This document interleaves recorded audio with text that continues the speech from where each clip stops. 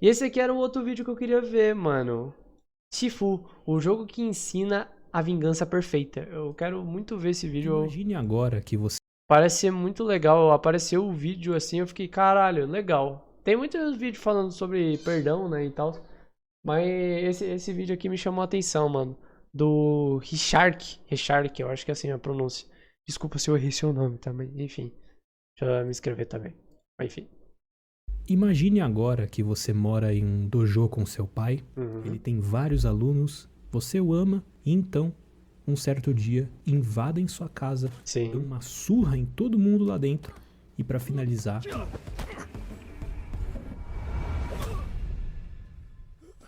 Mata o seu pai. matam seu pai. Qual seria a sua reação? Bem, independente da sua resposta, esse jovem aqui resolveu treinar por 8 anos para realizar a sua vingança. E o Sim. nosso objetivo em Sifu É matar todos. é justamente não fazer isso. Tem cutscene que a gente não mata eles? Eu não sabia! Eu tinha pensado nisso. Eu falei, cara, será que tipo. O. Se tipo, você conhecendo a história deles e tudo mais, será que tem como perdoar eles também? Tipo, poupar eles no caso? Porque não tinha aparecido. Nem no vídeo tinha aparecido isso, dele poupando. Tá ligado? No vídeo que a gente tinha visto. Caralho! Nossa, muito foda, muito foda. Porra, agora eu quero tentar de novo, só pra ver. Mas, obviamente não em live, né? Mas só tendo essa experiência e tal. Solo. Mas caralho! Foda, foda. Ih, cheguei na hora do vídeo, sim, mano. Perdeu um, que a gente viu o speedrun do Shifu, mas agora a gente vai ver esse aqui, mano. Que o jogo que ensina a vingança perfeita. Mas vamos ver. Caralho, cara. Tem como então não matar eles. Prazer, Richard. O que é Sifu? O game? Um beaten up, que seria algo como um jogo de luta corpo a corpo, com várias ondas de inimigos para lidar. Eles Sim, também podem ser associados a brigas de rua, e esse sim. jogo em especial segue muito essa característica. Inclusive, uma briga de rua bem da complicada, viu? O Pra combate é caralho. frenético, exige um certo nível de reação junto com leitura de movimentos, Sim. tipos diferentes de esquivas para diferentes tipos de golpes e uma variedade de técnicas úteis em várias situações. Algumas mais abrangentes, outras mais específicas. Isso é o Sim. que todo mundo já sabe. Mas e a lore de Sifu? Você conhece? Ela é tão profunda quanto o combate do jogo. E o intuito desse vídeo é contar tudo, ou pelo menos grande parte, do enredo escondido do jogo. Então vamos começar do zero. Vambora, O que vambora. é Sifu? Sifu também é um título, uma alcunha. O pai do protagonista se chamava assim por conta que ele era um mestre do Kung Fu. O nome vem do chinês cantonês e também pode ser chamado de Shifu no chinês mandarim, Sim. dedicado àqueles que são especializados em alguma coisa. Não necessariamente o Kung Fu. Um padeiro pode ser chamado dessa forma, por exemplo. Mas o protagonista não é. Entretanto, se seguirmos um certo caminho, uma certa rota no jogo, que é a de não se vingar, podemos ser dignos de carregar essa alcunha. Mas para que a gente possa fazer isso, precisamos trilhar um caminho dividido em 5 mapas, com temáticas distintas que refletem a personalidade dos assassinos de Sifu. Alguns deles se afastaram desse caminho sangrento, como a Kuroki. Outros Uhum. ainda flertam com o lado obscuro, mas de um jeito diferente, como Sim. por exemplo o Fajar, um homem mudo que agora é um botânico e cultivador de uma substância chamada névoa púrpura para um cartel de drogas, altamente comercializada nos tempos atuais do game. E como a gente sabe disso? O protagonista deu uma de detetive, juntou Sim. várias informações sobre os seus alvos, coletando e reunindo recortes de revistas, cartazes, posters e todo tipo de conteúdo sobre eles e o que andavam fazendo ao longo dos anos. Uhum. Inclusive, o próprio Fajar já é o primeiro da lista. O talismã. O Talismã primeiro de mapa madeira. é as favelas. lotado de usuários da tal droga que o Fajar faz, que aproveitou toda a dependência química dessas pessoas para fazer da grande parte delas subordinadas dele. E a gente precisa passar por todas elas. É aqui que começamos a nos aventurar nas mecânicas de Sifu, se habituando com o jogo. Eu posso dizer por mim mesmo que esse mapa não foi o suficiente para aprender o básico do game, porque, de novo, Sifu é tenso nesse sentido. Mas, obviamente, a gente é introduzido às mecânicas universais do jogo. A principal e mais importante para a progressão é a morte. Morrer é quase uma bênção, te dando a possibilidade de desbloquear novas técnicas de combate com o XP que você acumulou derrotando inimigos até o momento em que você foi de caixão. O problema é a idade. Além da sua aparência envelhecer a cada ano, a sua vida máxima vai diminuindo, entretanto seu dano aumenta pela experiência da idade. Aquele papo de que comida velha faz panela boa, pera aí, acho que o ditado não é assim não. Mas você parou pra pensar por que a gente consegue reviver no universo do jogo? Isso é basicamente o poder do talismã agindo. Ele não veio do nada, mas suas origens carregam a influência do Wuxing, também chamado de 5 agentes ou 5 fases, que consistem em uma teoria de que os elementos básicos do nosso mundo são compostos por 5 elementos: fogo, água, madeira, metal e terra. O Wuxing era originalmente usado para se referir aos 5 principais planetas do Sistema Solar, que seriam Júpiter, Saturno, Mercúrio, Marte e Vênus, os criadores das 5 forças da vida terrena, segundo esse conceito. Isso é muito usado em muitos campos de estudo tradicionais chineses para explicar fenômenos como ciclos cósmicos e interações entre órgãos, um conceito inclusive chamado de Zhang Fu, que associa elementos a partes do corpo humano. Outras coisas seriam a sucessão de regimes políticos e as propriedades de algumas ervas medicinais. Transportando tudo isso para o jogo, o talismã do protagonista, de acordo com teorias, é o da Terra. Isso é reforçado por causa do modo arena do jogo, em que há uma fase chamada Sifus da Terra. O spoiler! Contra o nosso próprio pai, que foi portador desse talismã, junto com Yang. Caralho! Esse é o único talismã que aparece... Meu Deus do céu, eu peguei spoiler, mano. Não. Não, eu não sabia. Porra, não! Ai, eu espero que ele não fale mais. Que Shark não comente mais das arenas, mano. Pô, que spoiler do caralho, mano. A gente enfrenta então o nosso irmão e o nosso pai. Caralho, que loucura, mano. Que insano, que insano. Não posso esperar. No jogo. E sua aparência muito provavelmente veio do taoísmo chinês, através de símbolos mágicos e encantamentos chamados Fulu, sendo o nome Fu relacionado a instruções dadas a seres espirituais e também ao exorcismo, enquanto Lu seria ligada a registros feitos por sacerdotes, contendo listas de tarefas para eles. Agora, sendo mais específico, essas moedas amarradas umas nas outras são moedas taoístas, muito ligadas à sorte e à magia, de novo, servindo nas lendas como formas de controlar o desejo dos espíritos. Mas enfim... Calma aí, que eu tenho que fazer um negócio aqui rapidinho.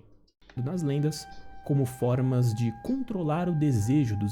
De novo, umas nas outras são moedas taoístas, muito ligadas à sorte e à magia, de novo, servindo nas lendas como formas de controlar o desejo dos espíritos. Mas enfim, voltando pro jogo, fato é que Sifu era um dos 5 guardiões dos talismãs, considerados os lutadores mais fortes, encarregados de proteger os artefatos há gerações. Só 3 deles são introduzidos no jogo de forma oficial, até onde eu pesquisei e até onde se sabe. O próprio Sifu, o pai do Sam e Jin Feng.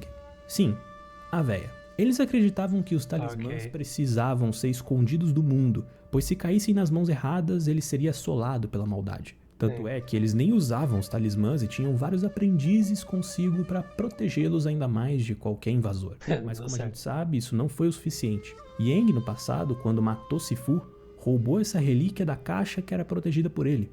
Depois, segundo a teoria, usou seus poderes no protagonista ou entregou o talismã pro protagonista e de alguma forma aprendeu a usar esses poderes sozinho, sem precisar do talismã. No fim, ele teria deixado o item com a gente sabendo que iríamos atrás dele no futuro. E isso explica o fato dos dois terem basicamente a mesma habilidade curativa, digamos assim. Mas novamente, é só uma teoria.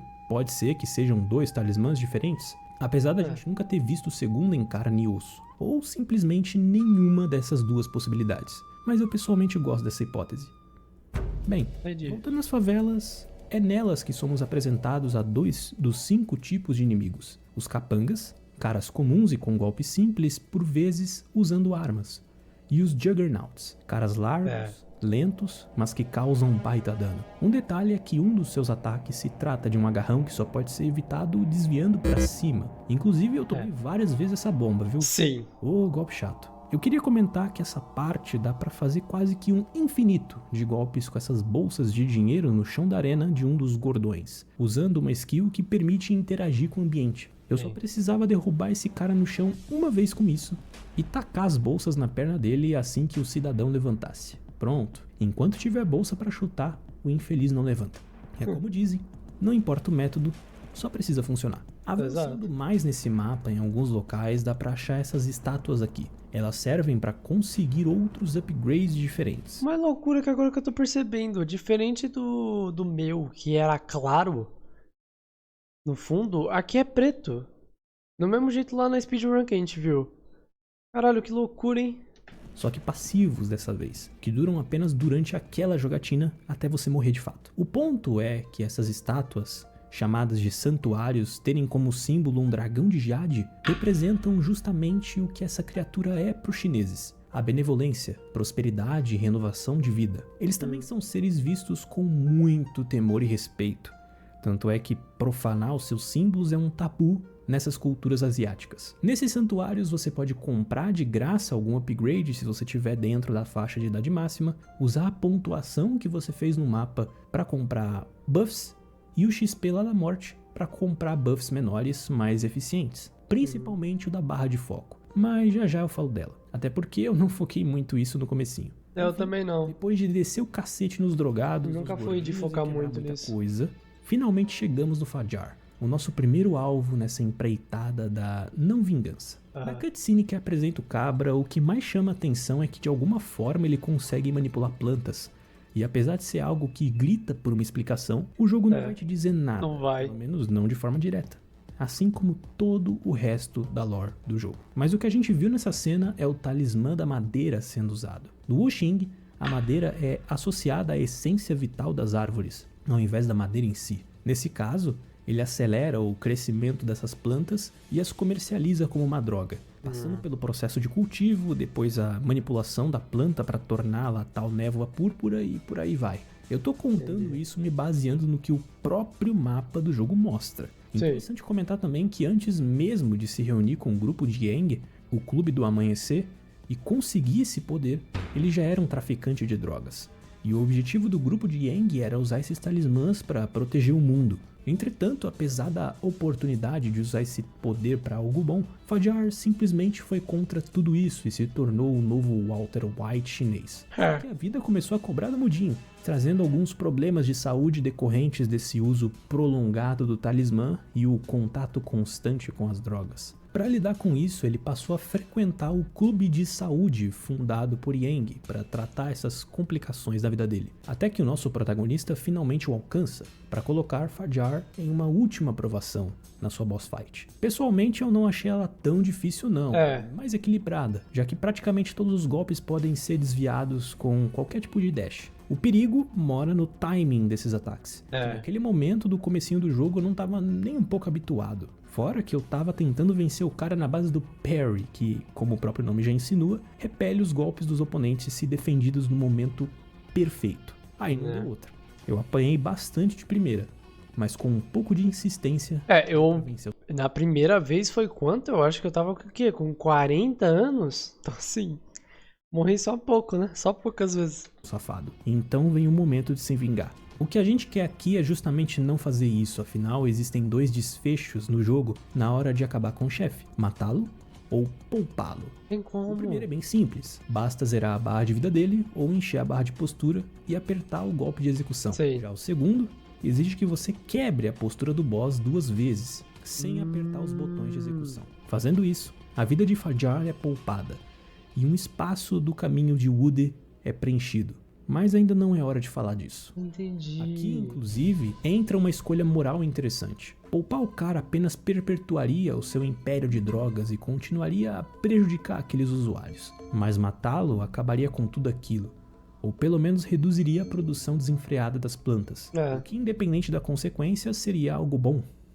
Após a luta do Fajar, já é o entardecer do dia, e a noite se aproxima do horário de funcionamento do local em que se encontra o nosso próximo alvo.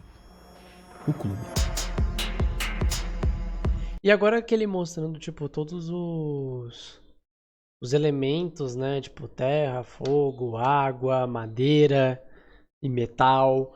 Então, assim, agora fez sentido aquela tela, aquela tela branca com os símbolos surgindo.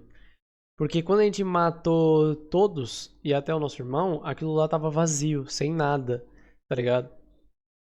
E agora a gente, salvando a vida dele, fez mostrar que, tipo, é como se o protagonista tivesse recebido essa bênção, tá ligado? Esse talismã, sabe? O que, como o Richard,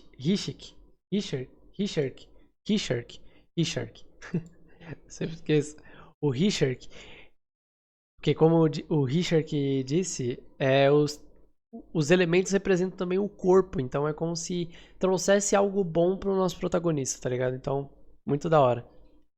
E o clube é onde se encontra Sean. A primeira impressão é que o local é só um clube normal, mas a quantidade de inimigos mais especializados em combate espalhados pelo lugar, como os dois novos tipos de inimigos. Os Flash Kicks, lutadoras que usam muitos pés pra bater, e os discípulos... Mano, esse ataque foi novo, tá? Esse ataque que faz assim... Flash Kicks, lutadoras que usam muitos... É novo, eu nunca vi isso acontecendo na minha run. E foi quando eu enfrentei a terceira boss, que ela fez isso comigo. E eu não tava preparado porque ela nunca fez isso comigo. E foi por isso que eu morri. Pés para bater, e os discípulos, lutadores mais fortes e melhor especializados em artes marciais, o que levanta a suspeita de que a balada é só uma máscara para algo a mais. Sim. E sim, tem algo a mais ali.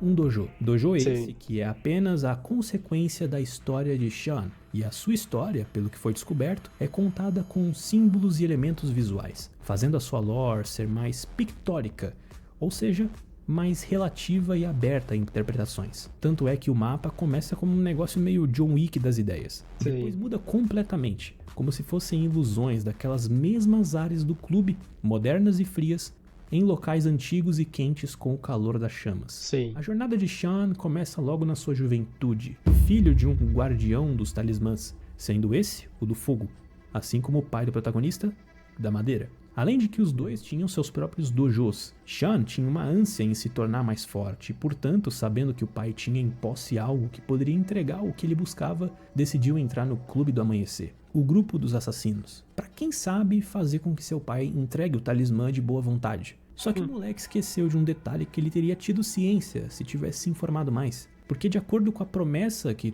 todos os guardiões fazem ao assumir o papel, eles devem proteger os talismãs com a sua vida, custe o que custar. E logicamente o velho não ia entregar de jeito nenhum o negócio. Não ia adiantar querer ser o Naruto e meter o discurso no jutsu dessa vez. E portanto, os outros membros do grupo de assassinos não tiveram outra escolha a não ser matar o pai do Sean. Isso gerou uma enorme culpa dentro dele. Ele sentia que era responsável por tudo aquilo, e mesmo depois de ter colocado as mãos no talismã do fogo, nada iria aliviar aquela dor dentro dele. Enfim, depois desse episódio, o Sean foi mudando seu temperamento. Ele estava ficando muito mais arrogante, como se fosse um efeito colateral do uso do talismã, e o poder que ele tinha acabou deixando ele mais vaidoso e mais sedento por poder. Mesmo que ele já tivesse empanturrado e quase obeso de tanto poder, né? Então, nessa onda, ele decide abrir um dojo atrás do clube de um amigo, que coincidentemente ficava de frente a um ponto de venda daquelas drogas do Fajar. O dojo frequentemente abria uns torneios para selecionar novos discípulos, e é nessa oportunidade que o protagonista vai tentar conhecer a sua próxima vítima. Os poderes do Sean aparentemente são bem simples. Ele envolve a arma com fogo e o seu próprio corpo. Até aí não tem nada demais, né?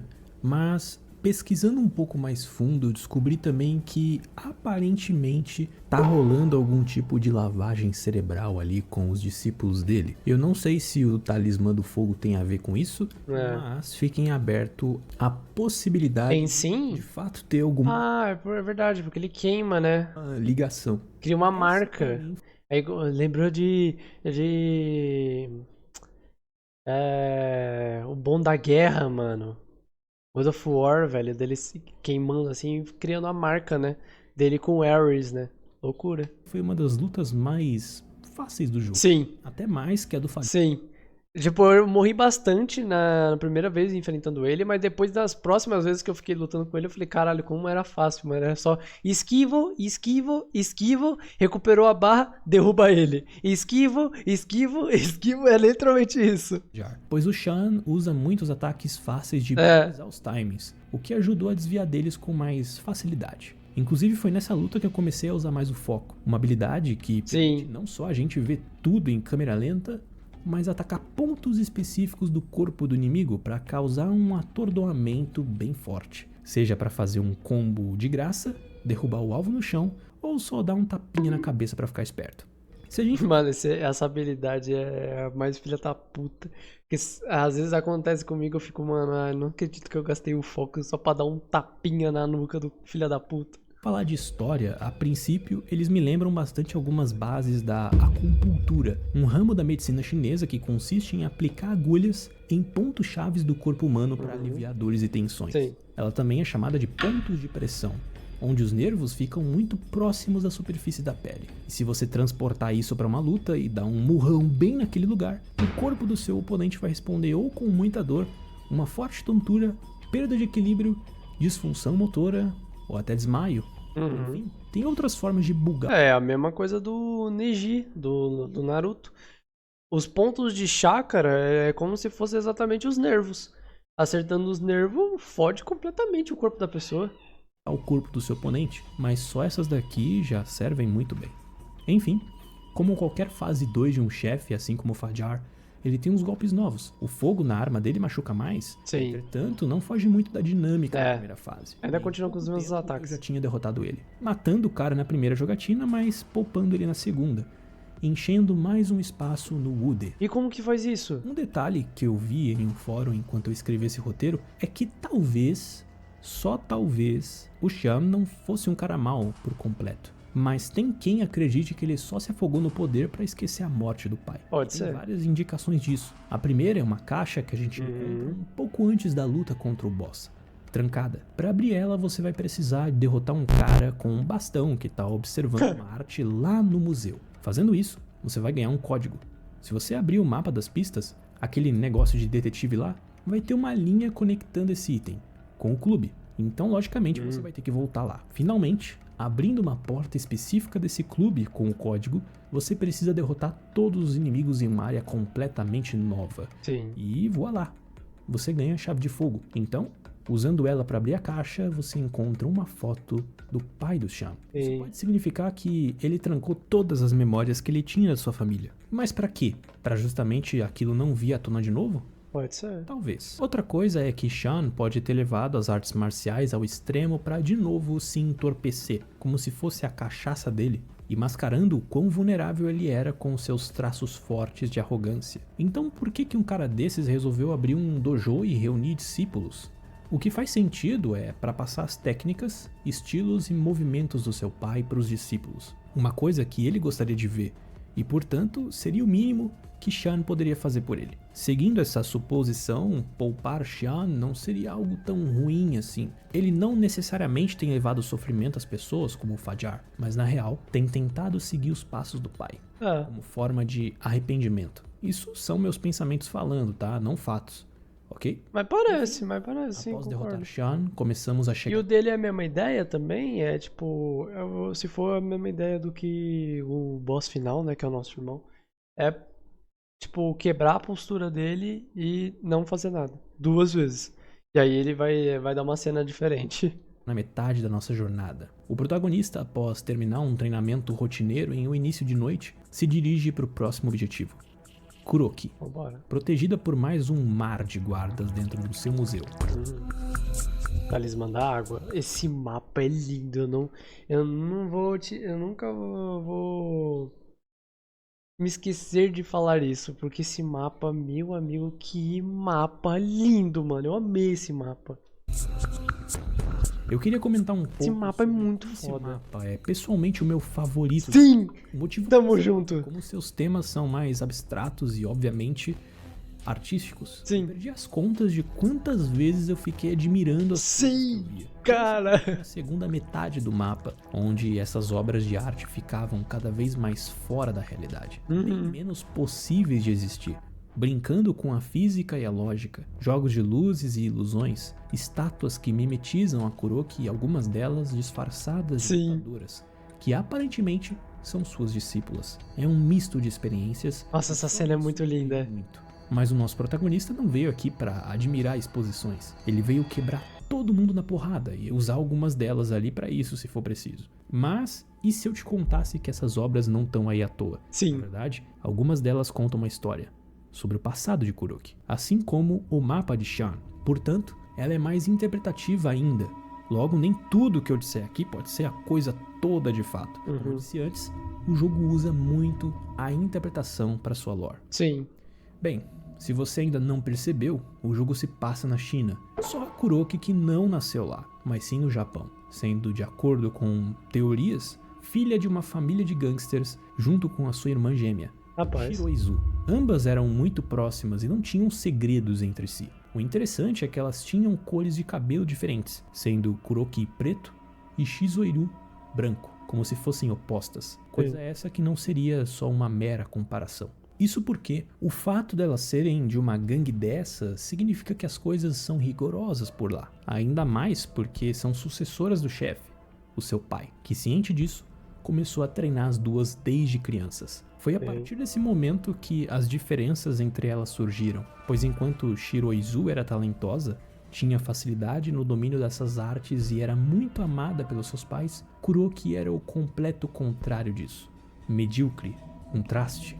Calma aí, não é pra tanto assim também não, né, fio? Por conta disso, ela nunca conseguiu derrotar Shiroizu, sofrendo vários castigos longos por causa disso. A maioria durando pelo menos 1 hora. Essa diferença entre as duas meio que transformou a sua relação, que era maravilhosa, em rivalidade. Apesar de Kuroki continuar desafiando a irmã em duelos e sempre perdendo todos, ela continuava tentando sem cessar, pois ela amava ainda assim a sua irmã e queria conquistá-la de volta. Shiroizu também a amava, mas a cada vez que Kuroki era derrotada e se levantava para continuar tentando, mais dor a irmã sentia e mais amargurada Kuroki ficava.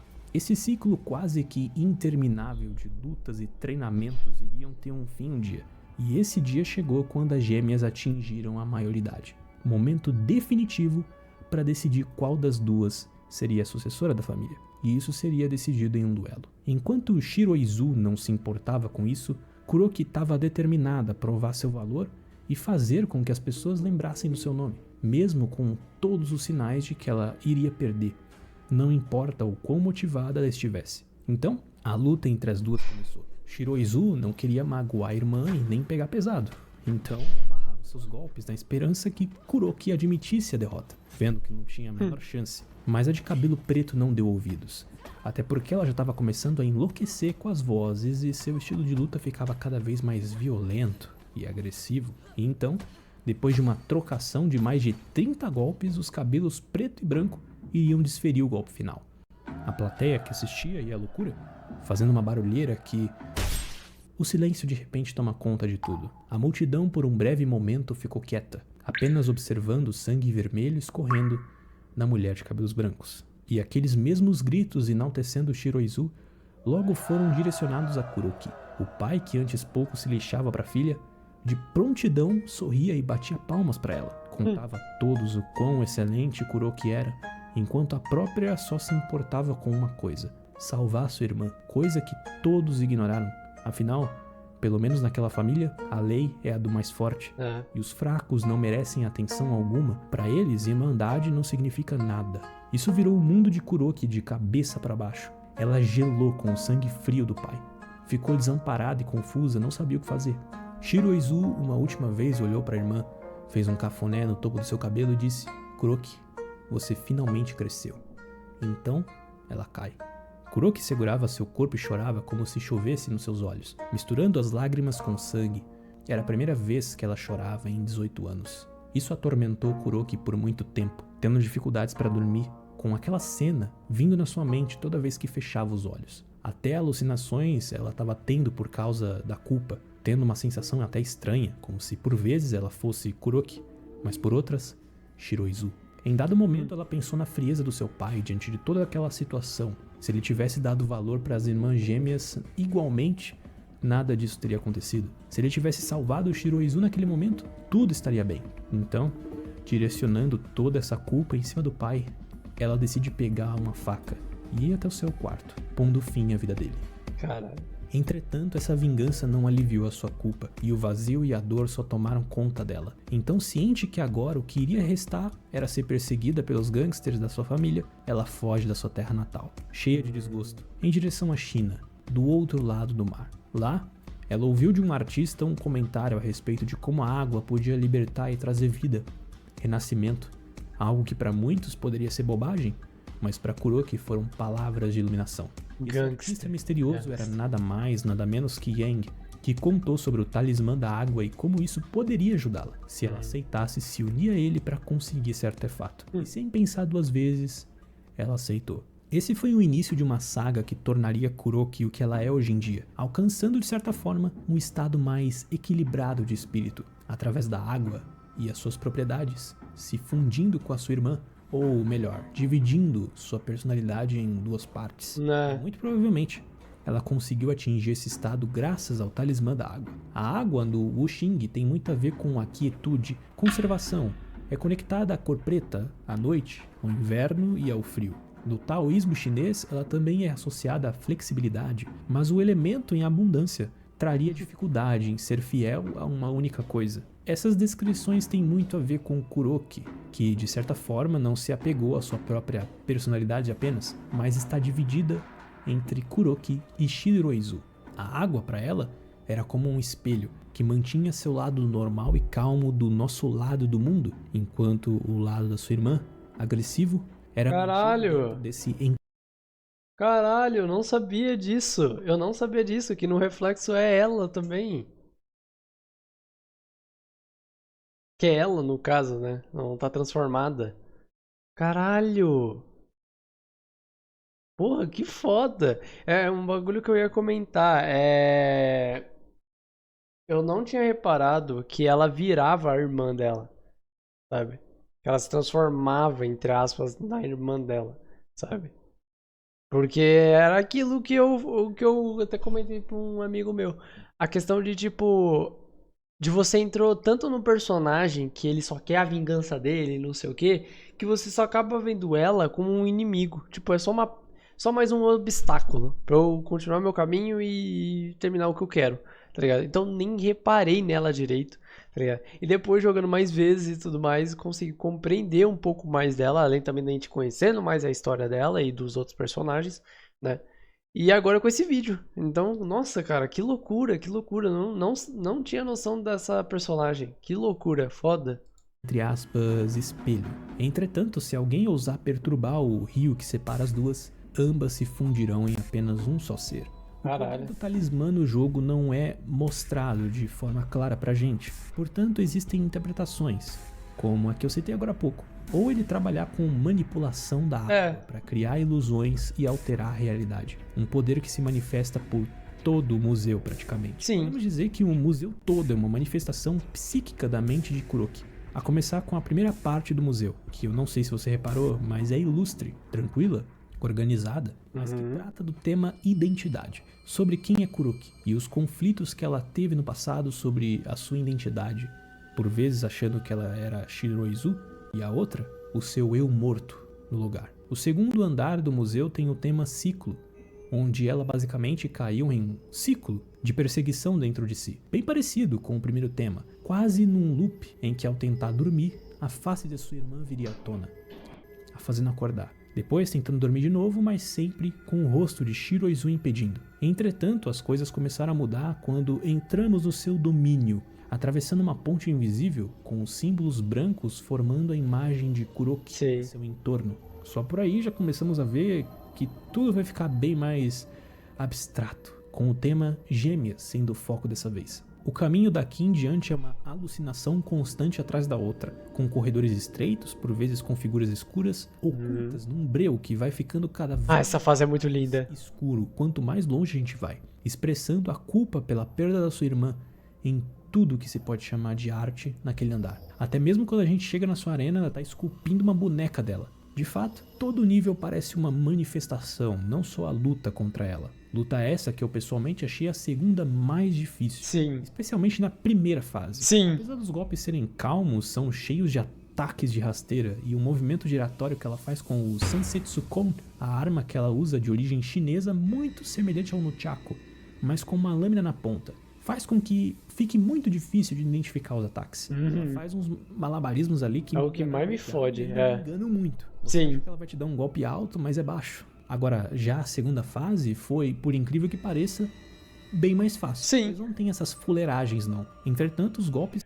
Por isso que eu acho que tem muito a ver sobre a irmã dela.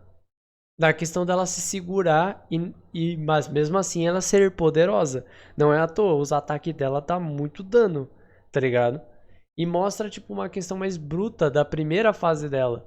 Que é ela, que sempre foi muito bruta, foi muito tipo, ataca, ataca, ataca, ataca, ataca. Mesmo sendo muito sutil, né, com a arma dela. Mas mesmo assim são ataques muito rápidos, muito fortes, né? E nesse daí, sendo o mais fácil, representa a irmã dela. De sempre se segurar pra deixar a irmã dela, ela se segura pra deixar a irmã dela vencer, sabe? Então, tipo, representa isso. Então, caralho, loucura.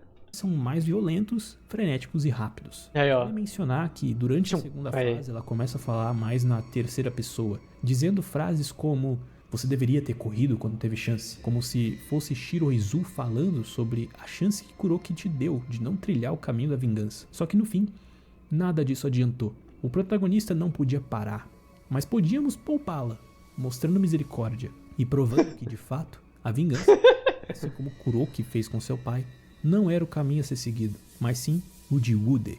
Esse boss é o que eu pessoalmente acho mais válido poupar, ainda mais sabendo de todo esse sofrimento e sim, busca pra caralho. paz interior e a cura da sua, digamos que, depressão, ou uma forma de amenizar a sua dor. Eu sinceramente eu não acho justo matar ela aqui, mas aí sou eu falando. E aí a gente pegou o bagulho da água. Talismã do metal. Depois dessa luta, após tomar um chá quente, nos dirigimos à empresa de Jinfeng, chamada pelo jogo de A Torre. Um local extremamente luxuoso, reflexo do poder do amuleto do metal, capaz de alguma forma criar ouro, ou qualquer outro recurso valioso que ela tenha usado para ficar tão rica. Inclusive, com toda essa grana, ela financiou o Museu de Kuroki e o Santuário do Yang. Caralho. Acho que vocês lembram quando eu mencionei que ela era uma membra dos Guardiões, certo? velho. De fato, ela era mesmo, sendo responsável por proteger o seu próprio talismã que ela está usando agora, por vezes associado ao ouro, outras pelo metal. Sendo membro dos Guardiões, ela acreditava que o certo era proteger o poder do artefato do mundo, escondê-lo da maldade humana, mas conforme o tempo foi passando, isso começou a mudar. Quanto mais ela via o sofrimento da humanidade, com a fome, as guerras e, consequentemente, a morte, Jinfeng começou a sentir a necessidade de ajudar o máximo possível de pessoas. Sim. Ela tinha a coisa perfeita para isso: o talismã. Só que devido ao código dos Guardiões, o juramento, ela era proibida de sequer usá-lo para si. Isso a fez acatar aquela dúvida que ela tinha. Ela questionou os outros Guardiões do porquê aquele poder não podia ser usado para ajudar outras pessoas, mas eles se manteram firmes no juramento e foram totalmente contra Jinfeng. Um tempo depois, ela acaba... Então, por conta da questão de, tipo, eles entendem a ideia de... Eu acho que é a famosa frase, dê o poder ao homem e vê no que ele é de verdade. Então eles tinham, eu acho que talvez esse medo de usar esse poder, só que acabar corrompendo eles mesmos, tá ligado? E acabar fudendo tudo o esquema, sabe? conhecendo Yang, que tinha a mesma ideia que ela. E então, juntos, criaram o Clube do Amanhecer, com o objetivo de roubar esses artefatos e usá-los para fazer o bem, Então reuniram os outros membros que precisaram e assim fizeram. Depois de finalmente ter se livrado do seu juramento, ela começa a trilhar um caminho ambicioso com o talismã, usando seu poder quase que como um tipo de alquimia para se criar metais e dinheiro através de moedas. Jin Feng então inaugura uma instituição para fazer suas caridades que ela tanto queria. Dizem que é um banco, mas aí eu não sei. Começando pelo Museu de Kuroki, o Santuário de Yang e tantos outros investimentos para ajudar os pobres. Ela finalmente tinha realizado o seu sonho. Ela então reuniu vários discípulos, contando sua história a cada um deles, e por consequência, odiaram os guardiões e todo o benefício que eles escondiam através dos talismãs. De fato, se a gente for ver a história da velha, ela não fez nada de errado. Se eu tivesse um poder desses, eu provavelmente faria a mesma coisa. Mas primeiro eu ia comprar um PCzão, entupir minha Steam de jogo e lotar minha conta bancária para ficar o resto da vida sem precisar trabalhar. O problema é como você explicaria isso para a Receita Federal, né? Então, O método usado para conseguir atingir esse objetivo. Ela foi cúmplice da morte de 4 pessoas, incluindo o pai do protagonista, que estava ali justamente para não deixar isso barato.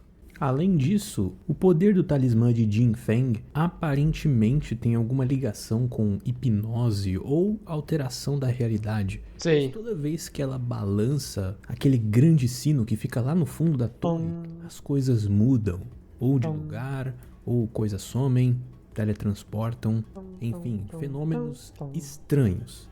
E quem sabe isso de alguma forma tem a ver com alquimia, alterando a realidade de alguma forma para fazer ouro do nada.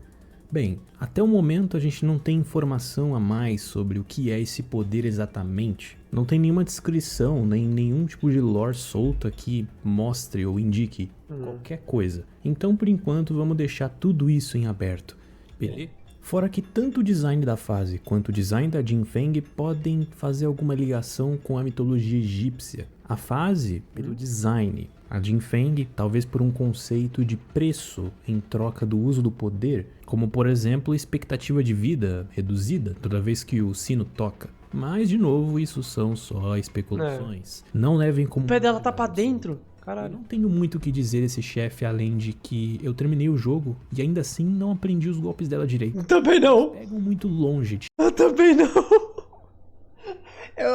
Mano, eu ainda vou passar muito perrengue nela nas arenas, velho. Mas, mano, o pior é que ainda eu não consegui aprender, eu tô muito fodido. E o pior que são ataques tão de boas, tá ligado? Porque o jogo, ela manda... assim, não aprendi os golpes. Ela manda, tipo, exatamente esses ataques aqui, ó. De que eu é um padrão. E ainda assim não aprendi. Não, tá certo que agora ela mandou outra coisa. Porque geralmente ela manda o pra frente, depois ela gira pra frente... E depois ela dá uma rasteira, tá ligado? Ela passa o bagulho dela, o pêndulo, né? Dando rasteira em você. E os golpes dela direito. Eles pegam muito longe, te enchendo o saco a 3 km. Além também que qualquer ataque dela te deixa desarmado. Isso é muito chato, bicho. De distância. Qualquer então, ataque. Você tem que chegar perto, que é lógico. Mas lá vem o trambolho de ferro que ela usa pra te bater a 1000 por hora na sua perna. Que é irritante demais, velho. As duas fases são bem parecidas, mas a segunda adiciona um agarrão, por exemplo, no leque de golpes. Pra não passar mais raiva do que eu deveria, foi aqui que eu mais usei o foco no jogo todo. Apelando com força mesmo, viu? Na minha segunda run foi o atributo que eu mais foquei em upar no santuário. Porque o negócio ajuda demais em qualquer luta. Abusem desse negócio, viu? Eu recomendo. Enfim. Derrotando Jin Feng, eu pessoalmente, assim como a Kuroki, entendo o ato de poupar ela, afinal, com toda essa história e os seus feitos bons para muitas pessoas, eu gostaria que ela continuasse fazendo isso. E então, o penúltimo pedaço do Ude é preenchido, iniciando a nossa reta final contra o homem que iniciou tudo isso. Exato. Yang. É no meio. Talismã da Terra. O protagonista parece até estar ansioso para esse momento depois da luta contra Jin Feng. Nem dorme. Que tremendo de ansiedade. Nosso próximo local é o santuário, localizado no alto de uma montanha, onde o nosso inimigo tem feito inúmeros tratamentos de saúde com vários pacientes. E quem diria, né? O protagonista todo ansioso do caralho, não sei o que, pra ir num santuário. Mas então... Porque tudo é calmo.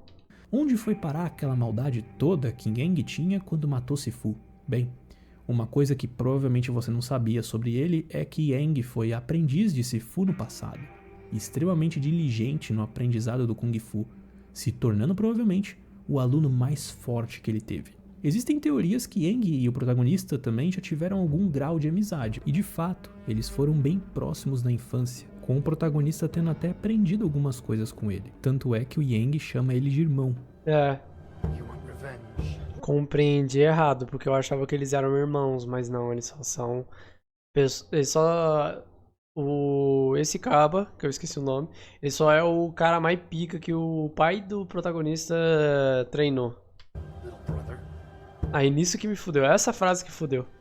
Até aqui, Me quebrou. Yang era apenas mais um aluno disciplinado e zeloso, mas esse bem bom acabaria com a chegada de uma doença grave da sua esposa e filha, e não havia nenhuma cura para eles, a não ser por um rumor que ele tinha ouvido a respeito do talismã da terra, capaz de rejuvenescer as pessoas, ou seja, curá-las. Tá lá, ouviu o falaram e deu toda essa bosta. Impressionante.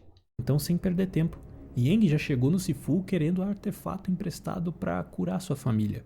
Mas, de novo, por causa do código, ele não poderia usar aquele poder para absolutamente nada. Isso até é expresso em um diálogo na luta final com Yang, onde, em vozes ecoando no fundo, vemos o quanto Sifu desaprovava a tentativa fracassada do seu aprendiz em pegar o talismã. Ah, então é conversa sobre eles.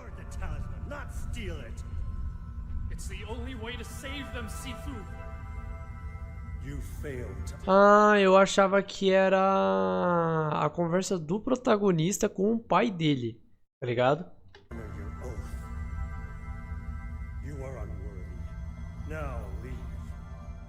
E um tempo depois de ter seu pedido negado, tanto a mulher quanto a filha de Yang falecem.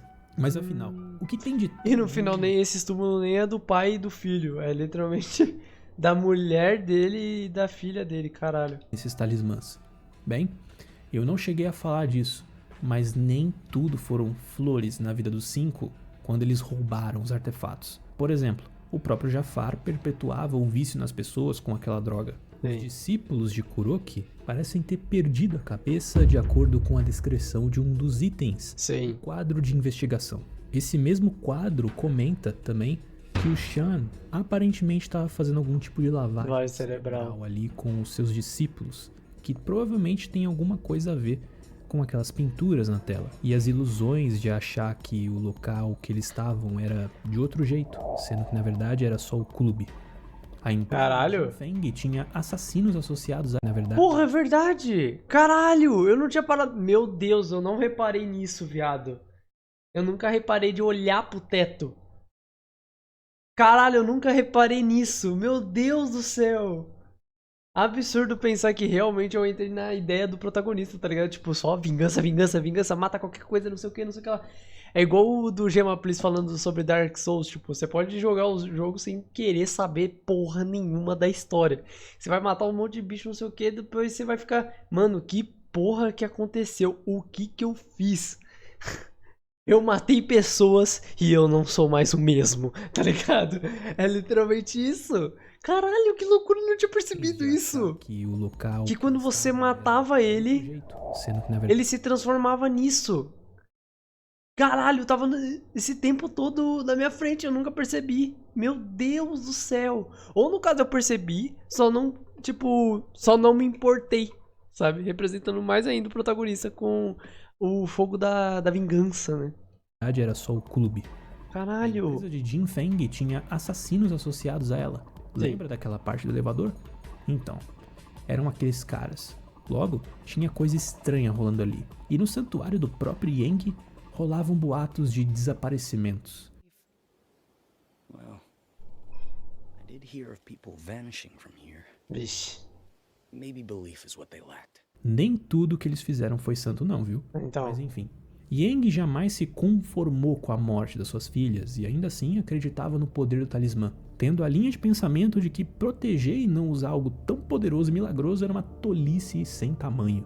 Isso foi o estopim para a criação do Clube do Amanhecer, reunindo o botânico, o lutador, a artista e a CEO em uma missão de tomar todos aqueles talismãs para si com o objetivo de usar aquele poder para o bem das pessoas. Então, invadindo o dojo de Sifu, chamado Wuguan, Ele faz o que a gente já sabe, e o jogo começa a partir desse ponto. Apesar de nós já termos falado do Talismã da Terra, não se sabe se as moedas que o protagonista carrega são de fato os mesmos talismãs. Então. Algo completamente diferente. Mas é fato que Aang detém pelo menos o poder dele. Isso é provado na cutscene inicial do boss, onde ele mata um pássaro com as suas próprias mãos e logo depois o revive. Ele usou isso para curar as pessoas no seu próprio Wuguan, nome dado a locais que ensinam artes marciais. Escolas, digamos assim. Sim. Uma coisa legal de comentar é que esse mapa reflete esse poder através da medicina chinesa. Esse santuário, de acordo com algumas descrições, está alinhado com a rotação do planeta, podendo ajudar as pessoas a alcançar o seu Qi interior, entrando em contato com a Terra. Então, depois de passar pelo mapa, chegamos na luta final do jogo. A luta que me fez aprender a jogar Sifu. E demorou, hein? Foi aqui que eu senti que estava jogando um jogo de luta de verdade. Eu precisava saber os padrões dos ataques, quais golpes levavam a outros, e no começo foi muito difícil de subir a barra de postura dele. Mesmo batendo. Não é à toa. Eu só consegui ganhar dele porque eu tava com 20 de vida. Eu tava com 20 de... tinha 20 anos. Ou 23. E eu acabei derrotando ele com, 60 e poucos anos, então assim... O dano que eu dava era muito baixo por muito tempo. E logo ele caía pra zero de novo. É engraçado que eu sempre lembro daquela frase que o Yang solta toda vez que a gente faz burrada. After 8 years of training. Pra piorar, o uso do foco aqui era completamente proibido. O Yang provavelmente já sabia usar aquela técnica. Então o negócio tinha que ser na raça mesmo. Exato. Eu demorei, viu? A escadinha. Mais do que meus dedos podem contar. Mas finalmente eu consegui passar a primeira fase. Agora a segunda... ela piora as coisas pra dedéu. Para começar, Yang tem novos golpes fortalecidos. Um tipo de ataque que causa muito dano na postura. Então eu precisava desviar ao invés de só defender, ou tentar aqueles parries arriscados. Sim. Entre eles tem uma investida mega rápida, com uns 3 ou 4 golpes em sequência, bem parecido com aqueles socos frenéticos da primeira fase. E o outro, que foi o meu pesadelo na segunda fase, uma rasteira que ele faz no meio dos seus combos. Por mais que dê pra desviar daquilo com leitura, é rápido demais pra dar tempo de reagir. Sim. E aí não tinha o que fazer, eu sempre tomava aquela bomba. Mas no final eu consegui, ainda assim tomando um monte de rasteirada, mas eu consegui. E aqui nós temos a escolha de poupar Yang mais uma vez, assim como os outros chefes. E obviamente, para completar o nosso caminho da não vingança, a gente precisa fazer isso. O que libera uma terceira fase, onde não perdemos vida. A arena, que antes era uma projeção daquele dia da morte de Sifu, chuvosa e escura, se torna um local iluminado, com as lápides da sua esposa e filha, de Yang, e só temos uma missão: quebrar a postura dele. Fazendo isso de fato, no momento exato em que mataríamos Yang, não fazemos isso, mesmo com tudo que aconteceu ser na prática culpa dele, mas por consequência, nosso personagem acaba morrendo, e alcançando uma espécie de pós-vida, alcançando a sua iluminação, o seu Wude. E aqui é o momento de falar do que isso se trata. Afinal, o que é Wude? Esse termo se refere a uma ética marcial que prega pelo uso das artes de luta para se cultivar a paz, sendo o intuito dessa ética o fim do conflito. Seguir o caminho do Wude é não enxergar os opostos como separados, mas apenas como dois lados diferentes de um mesmo fenômeno, como a semente de luz na escuridão, no sofrimento, a liberação, na sujeira, a lótus pura.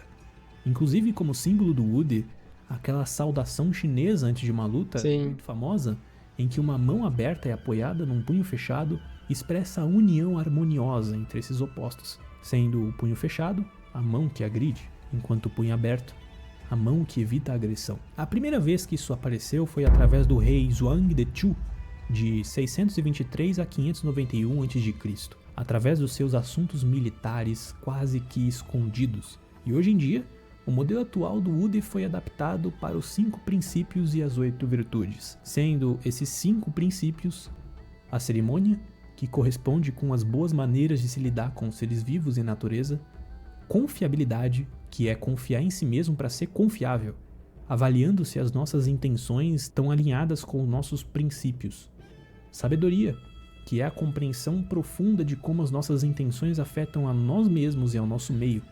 Conduta reta são os pensamentos e ações alinhadas com ideais nobres e justos. e benevolência, que seria ter altruísmo e coração aberto, para servir os outros com empatia. Isso, na cultura chinesa, seria o Wuji. Claro que podem existir coisas que não batem com o jogo, afinal, Sim. nosso protagonista desce a porrada em meio mundo de gente no meio do caminho. Mas eu acredito que isso tenha feito parte da sua evolução. Tanto é que durante o pós-vida, Yang revive o protagonista com seu poder, aceitando a derrota. Tempos depois, vemos que o nosso personagem se torna um Sifu, abrindo seu próprio dojo e usando todo o seu conhecimento e experiência para ensinar seus novos discípulos. Caralho! Yang poderia ter te matado logo no começo da jornada, mas decidiu te dar o talismã, uma segunda chance. E agora, assim que você morre mais uma vez, ele torna a fazer a mesma coisa. Ele foi um pai, afinal de contas. Ele sabe a dor que é perder um filho. Eu arriscaria dizer que Sifu é um jogo sobre perdão, e como a vingança sem sentido, mesmo com um sentimento de alívio imediato, pode simplesmente não trazer nada de bom, apenas vazio e dor. Afinal, se o protagonista receber uma segunda chance de fazer as escolhas certas e provar que ele superou tudo aquilo, por que ele não faria o mesmo com os seus inimigos?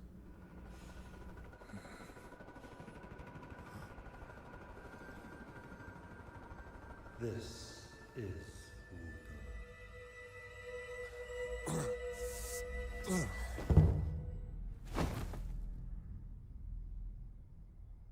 É isso. Caralho, então legal. Então tinha cena pós-crédito. No vídeo que a gente viu, não mostrou que tinha cenas pós-créditos. Mas que legal. Então mostrou o irmão abrindo um dojo. Foda. Muito foda. Muito foda. Muito foda. Que vídeo bom. Que vídeo bom. Caraca, mano. Mandou muito. Mandou muito. Que vídeo gostosinho, hein, mano. Foi da hora pra pacas. Que bagulho divertido. Que bagulho divertido, sem meme. O maior mistério de Shifu é o porquê de você não usar uma AK-47. Aí você não ia se vingar só com 80 anos. É verdade? Não, mas como eu falei, num episódio... No final, né? Eu falei, mano, do jeito como o nosso irmão, né, entre aspas, era pica, tenho quase certeza que ele ia conseguir te desviar de todas as balas, mano. Na moral. Sem meme. Mas enfim. Adoro o fato de que, do nada, Shifu ficou muito famoso e com vídeos exatamente bem produzidos. Pois é, não tinha mais... Eu nunca vi nada sobre Shifu e do nada surgiu. Tá ligado? Impressionante. Pelo que eu vi, quando você poupa o Fajar, ele se arrepende do que ele estava fazendo e começou a usar os poderes dele para criar ervas medicinais, ajudando outras pessoas. Inclusive, uma das ervas dele pode ser usada para ajudar os viciados que usaram as drogas dele e a reabilitarem. Legal, caralho. Espero que seja verdade, né? Tipo, mudou a cabecinha deles, né? Sei lá, seria legal. Mas mano. Mano, muito foda. Esse jogo eu gostei pra caralho dele. Na primeira vez eu já fiquei, vai tomar no cu desse jogo, não sei o que. E aí agora hoje eu fico tipo, nossa, como eu amo esse jogo. Óbvio que eu ainda passo raiva de alguns personagens. Por exemplo, os caras bombados da segunda fase do clube. Mano, eu detesto eles porque é muito chato quebrar a postura desses filha da puta. Eles são muito difíceis, além também do padrão deles. Ainda não consigo pegar um padrão legal porque quando ele dá aquele ataque e dá um soco, outro soco, e aí depois ele esquenta a mão dele e dá um outro socão que te empurra pra longe. Eu ainda não aprendi esse terceiro ataque, velho. É muito foda, porque esse delay que ele faz de esquentar a mão pra depois atacar, eu sempre me perco nele. A mesma coisa do Juggernaut, né? Que agora tem uns ataques novos deles que eles não faziam quando eu joguei na primeira run minha. Que foi o quê? Que eles, de novo, a mesma coisa dos caras bombados. Esquentar a mão e depois pum, socão. Esquentar a mão e depois pum. Só que, tipo, é muito difícil prever. Pra mim, pelo menos, é complicadíssimo prever o ataque desse filho da puta, tá ligado? Então é foda, é foda. Mas enfim, mano. Mas mesmo assim, que jogo bom. Recomendo pra caralho esse jogo. Se você não jogou, jogue, tá ligado? Teve uma vez que a Epic deu de graça e não é à toa que foi por isso que eu consegui jogar esse jogo. Mas, mano, eu recomendo demais esse jogo. Esse jogo é muito bom, cara. É curto e tem detalhe pra caralho. Dá pra você se divertir depois que você termina a história, tá ligado? Tem desafio, então dá pra você ficar jogando lá. Então, assim, muito divertido mesmo as arenas. Muito bom mesmo, velho. Cara, que vídeo legal. Caramba, que pinto enorme!